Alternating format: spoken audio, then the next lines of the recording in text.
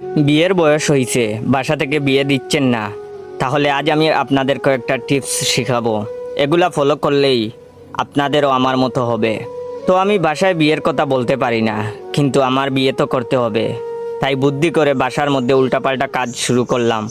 এমন এমন কাজ শুরু করলাম যেন সবাই বুঝে যায় আমি বিয়ে করতে চাই। এই ভেবে বাসার খাটটা কাটতে শুরু করলাম।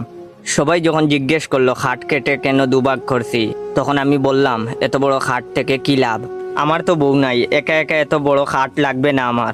তারপর দুইটা বালিশের মধ্যে একটা বালিশ ছুঁড়ে ফেলে দিলাম বাইরে।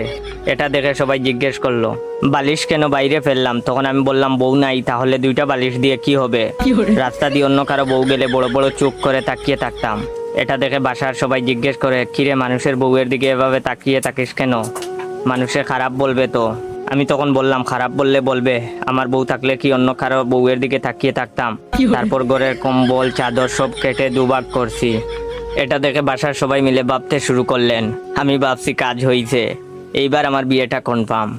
সবাই ভাবছে আমাকে মনে হয় বিয়ে দিয়ে দিবে, কিন্তু না, বিয়ে দিল না। সবাই মিলে আমাকে পাগলা গারদে রেখে আসলো।